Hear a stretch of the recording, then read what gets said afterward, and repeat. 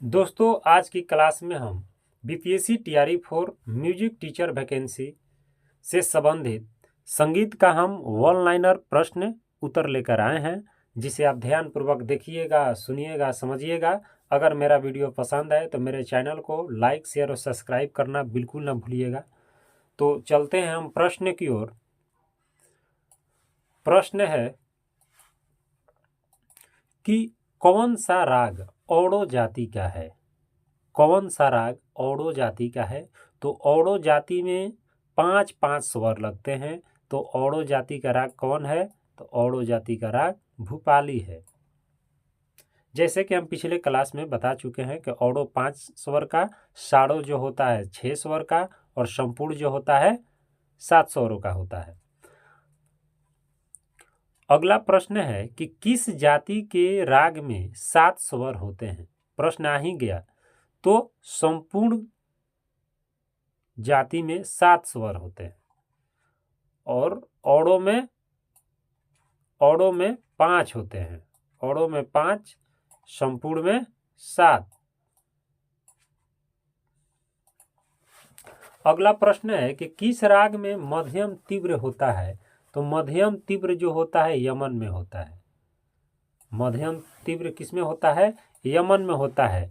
और मध्यम तीव्र कैसे लिखते हैं? तो म लिख के और उस पर एक खड़ी ऊपर वैसे होता है, मध्यम तीव्र। अगला प्रश्न है कि किस राग में गंधार और निषाद कोमल है? तो काफी राग में गंधार और निषाद कोमल है, गनी। अगला प्रश्न है कि किस राग में गंधार, धैवट और निषाद कोमल है? तो इसमें अशावरी होगा। अशावरी में ग, ध, नी कोमल होता है। अगला प्रश्न है किस राग में ऋषभ, गंधार, धैवट और निषाद कोमल है? तो भैरवी में। भैरवी में चारों कोमल होते हैं, जैसे रे, ग, ध, नी चारों कोमल होते हैं। अगला प्रश्न है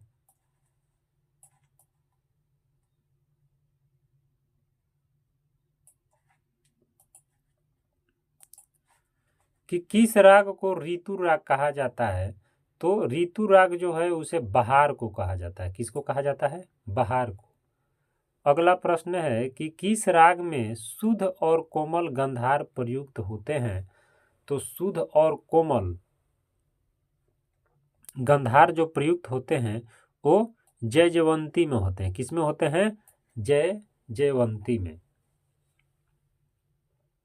अगला प्रश्न है कि किस राग में गंधार और निषाद स्वर वर्जित हैं? गंधार और निषाद स्वर वर्जित हैं। तो कौन है वो? तो दुर्गा है। दुर्गा में गंधार और निषाद स्वर वर्जित है। अगला प्रश्न है कि किस राग के आरोह में गंधार और धैवट वर्जित है? कौन वैसा राग है जिसमें ग और ध वर्जित है? तो वो है राग देश। अगला प्रश्न है कि राग मालकौंस का आरोह कौन सा है? तो राग मालकौंस का आरोह जो है सा, ग, कोमल ग, म, कोमल ध, कोमल नी और सा है। अगला प्रश्न है कि किस राग जोड़ी का आरोह समान स्वर है? तो देश और सारंग का।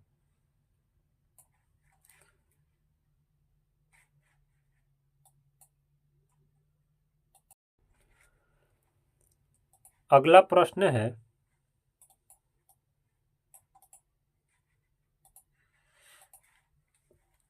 कौन षणज मध्यम भाव है? तो षणज और मध्यम भाव जो है वो सा और म है। अगला प्रश्न है कि कौन सा पूर्वांग स्वर है? तो पूर्वांग स्वर जो है वो सारे गम प है। पूर्वांग स्वर कौन है? तो सारे गम प। अगला प्रश्न है कि कौन सा उत्तरांग राग है? तो उत्तरांग राग जो है वो अड़ाना है। कौन है? अड़ाना है।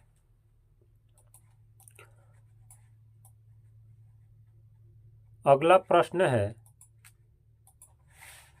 कि अलंकार का स्वरूप कौन है? तो अलंकार का स्वरूप जो है वो सा रे ग रे ग म और ग म प।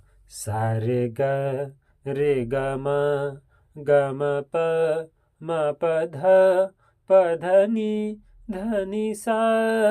ये अलंकार का स्वरूप है। अगला प्रश्न है कि तिलक का मोद का स्वर है, तो तिलक का मोद का स्वर है स रे प म ग स रे ग सा। तिलक का मोद का है सा रे प म ग सा रे ग सा। अगला प्रश्न है कि कौन सा ताल और गायन शैली दोनों है? तो धमार। धमार जो होता है, हम होली को धमार कहते हैं, वो एक गायन भी है और धमार क्या है? एक ताल शैली भी है। तो धमार कितने मात्रा का होता है? तो धमार जो होता है वो 14 मात्रा का होता है। कितने मात्रा का होता है? तो 14 मात्रा का धमार होता है। अगला प्रश्न है कि कौन चौताल में निबद्ध गायन शैली है? तो वो है ध्रुपद। कौन है? ध्रुपद है। अगला प्रश्न है कि हिंदुस्तानी संगीत के मुख्य स्वरलिपि पद्धति कौन सा समूह है? तो ये समूह कौन है? भारतखंडे पलुष्कर स्वरलिपि पद्धति। अगला प्रश्न है कि नाद के कितने गुण हैं? तो नाद के 3 गुण हैं। कितने गुण हैं? 3 गुण हैं। अगला प्रश्न है कि संगीत वादों के कितने वर्गीकरण हैं? तो संगीत वादों के 4 वर्गीकरण है। 4 प्रकार का संगीत में वाद है। सुशिरवाद। कौन है? सुशिरवाद।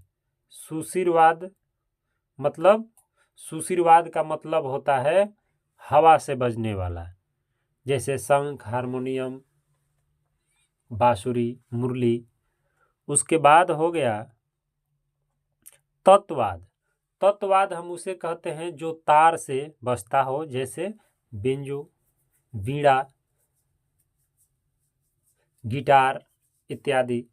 उसके बाद हो गया औनदवाद। तो औनदवाद हम उसे कहेंगे जो चमड़े से बने होते हैं, जैसे तबला, ढोलक, नाल, ये सब चमड़े से बने होते हैं।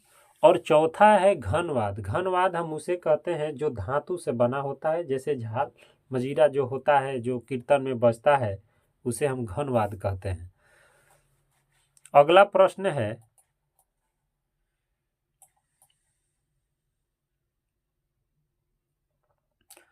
प्रश्न है कि औनदवाद कौन है? तो औनदवाद अभी बताए हैं कि तबला जो चमड़े से बना होता है। अगला प्रश्न है कि विद्युत संगीतवाद कौन सा है? तो विद्युत संगीतवाद जो है वो तालमाला है। कौन है? तालमाला। अगला प्रश्न है कि शहनाई है। शहनाई सुशिरवाद के अंतर्गत आता है, क्योंकि शहनाई हवा से बजता है, तो सुशिरवाद के अंतर्गत आएगा। अगला प्रश्न है कि कौन सा एक समूह 12 मात्राओं की ताल है? तो 12 मात्रा की ताल जो है एक ताल, जिसे हम चौताल भी कहते हैं।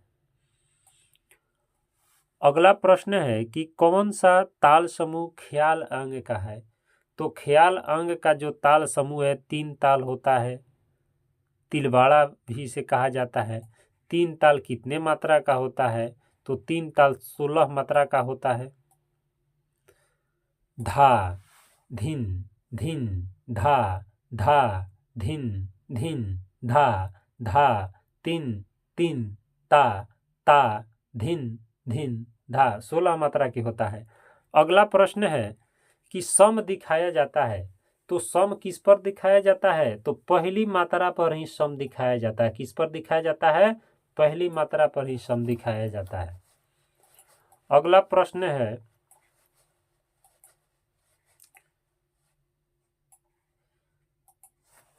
प्रश्न है कि आवर्तन ताल के मात्राओं का चक्र होता है। आवर्तन जो होता है संपूर्ण मात्राओं का चक्र होता है। जैसे 3 ताल 16 मात्रा का है, उसको एक चक्कर मारेंगे तो एक आवर्तन होगा, और 3 चक्कर मारेंगे तो 3 आवर्तन होगा। अगला प्रश्न है कि सप्तक में स्वर होते हैं, एक सप्तक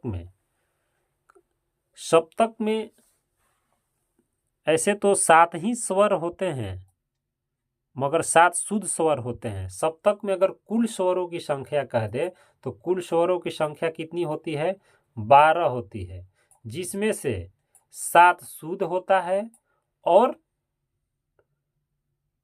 5 विकृत होता है। तो विकृत में 4 कोमल होता है, विकृत में जो होता है 4 कोमल होता है और 1 तीव्र म होता है। अगला प्रश्न है कि किस ताल में सम पर खाली प्रयुक्त होता है? तो सम पर खाली प्रयुक्त होता है किसमें? तो रूपक में। किसमें? रूपक में। तो आ जाएगा प्रश्न कि रूपक जो होता है कितने मात्रा का होता है? तो रूपक जो होता है वो 7 मात्रा का ताल होता है।